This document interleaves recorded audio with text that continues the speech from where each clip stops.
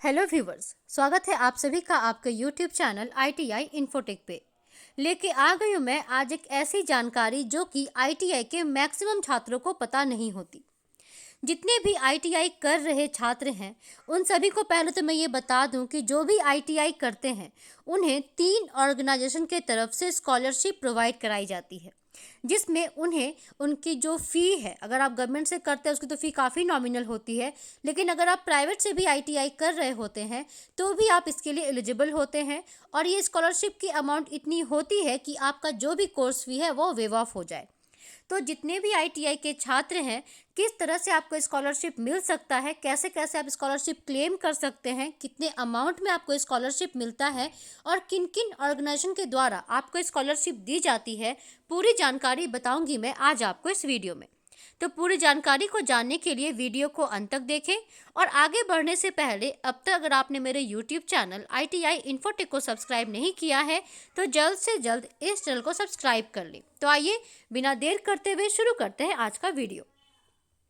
तो जितने भी छात्र हैं, सबसे पहले मैं बात करूंगी कि 3 ऑर्गेनाइजेशन के तरफ से जो है ITI के छात्रों को स्कॉलरशिप दी जाती है। तो पहला जो ऑर्गेनाइजेशन है वो है national scholarship portal NSP। NSP के द्वारा जितने भी ITI के छात्र हैं, इसके अलावा पोस्ट मैट्रिक जितने भी आपके कोर्सेज होते हैं, या आप डिप्लोमा कर रहे हो या आप ITI कर रहे हो या बीटेक कर रहे हो, आप सभी छात्रों को जो है NSP के द्वारा स्कॉलरशिप प्रदान की जाती है। इस स्कॉलरशिप की जो अमाउंट है लगभग 20,000 के आसपास होती है, या कह सकते हैं ये 10,000 से स्टार्ट होता है। 10 to 20 के बीच में छात्रों को ये दिया जाता है। तो जितने भी ITI पास आउट छात्र हैं उन्हें इस अमाउंट में जो है NSP पोर्टल के आधार पे, मतलब NSP पे अगर आप अप्लाई करेंगे तो इसके तरफ से आपको स्कॉलरशिप प्रदान की जाएगी, पोस्ट मैट्रिक स्कॉलरशिप। और ये जो है ये किन किन छात्रों को मिल सकता है, तो जो भी कैटेगरी वाले छात्र हैं, कैटेगरी वाले छात्र मतलब अगर आप OBC हैं, EBC हैं, SC हैं या ST हैं, तो आप सभी छात्रों को NSP के द्वारा स्कॉलरशिप गवर्नमेंट की तरफ से दी जाती है। इसके लिए आपको अप्लाई करना पड़ता है। आप NSP पोर्टल पे अप्लाई करेंगे। अप्लाई करने के बाद आपके जितने भी डॉक्यूमेंट है वो कल्याण पदाधिकारी के पास जाएगा, और फिर उसके बाद आपका जो भी अमाउंट है, आपका कंप्लीट डिटेल वहाँ आपको जमा करना होता है, आधार नंबर, KYC वगैरह सब कुछ जमा करना होता है, कंप्लीट डिटेल जमा करना होता है। उसके बाद डायरेक्ट आपके बैंक अकाउंट में आपका स्कॉलरशिप आता है। याद रहे कि गवर्नमेंट का कोई भी स्कॉलरशिप या गवर्नमेंट का कोई भी रुपया अगर आपके अकाउंट में आएगा तो उसके लिए आपका अकाउंट जो है सीडेड होना चाहिए। सीडेड का मतलब ये होता है कि आपका अकाउंट में जो है कंप्लीट KYC किया हुआ होना चाहिए, तभी आपका गवर्नमेंट की तरफ से कोई भी अगर अमाउंट आता है तो आपके सीडेड अकाउंट में ही आता है। तो ये तो हो गया कि NSP की तरफ से पहला हो गया जिससे आपको स्कॉलरशिप मिलेगा। इसकी अमाउंट काफ़ी अच्छी होती है, अच्छे अमाउंट में इसमें स्कॉलरशिप प्रदान किया जाता है, ये भारत सरकार के द्वारा दी जाती है। अब दूसरे नंबर पे आता है अल्पसंख्यक स्कॉलरशिप। तो अल्पसंख्यक कैटेगरी के जितने भी छात्र हैं, अगर आप मुस्लिम हैं या अगर आप सिख हैं या अभी तो जैन को भी अल्पसंख्यक में डाला गया है, अगर आप इस कैटेगरी में हैं, जो आपकी जो कास्ट होगी, जो आपकी कैटेगरी होगी, अगर वो माइनर में आती है, माइनर कम्युनिटी से अगर आप बिलोंग करते हैं, अल्पसंख्यक कैटेगरी से बिलोंग करते हैं, तो आपको अल्पसंख्यक जो डिपार्टमेंट होता है उसके तरफ से आपको स्कॉलरशिप दी जाती है। उसका भी अमाउंट लगभग 10,000 प्लस ही होता है। इसके बाद तीसरा कैटेगरी होता है आपके ITI के द्वारा। तो जितने भी गवर्नमेंट ITI हैं उसमें जो भी टॉप 10 रैंकर्स होते हैं उन्हें उनके ITI के द्वारा स्कॉलरशिप प्रदान किया जाता है।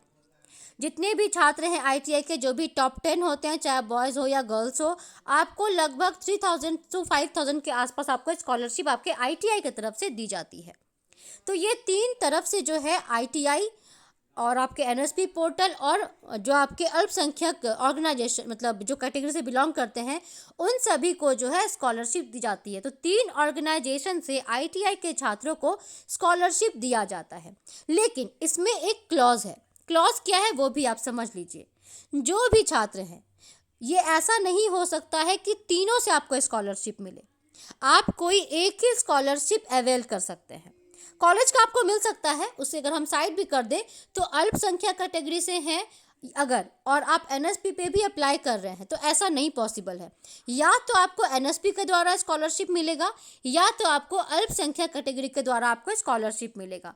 क्योंकि अब जब एनएसपी के लिए अप्लाई करते हैं, एनएसपी स्कॉलरशिप के लिए, तो आपको एक अंडरटेकिंग देना होता है कि मैं जो हूँ और किसी भी ऑर्गेनाइजेशन से किसी भी प्रकार का जो स्कॉलरशिप है वो मुझे नहीं मिल रहा है, मैं अवेल नहीं कर रहा हूँ, तो उसी पे बाद ही आपको एनएसपी के द्वारा जो है स्कॉलरशिप प्राप्त होता है।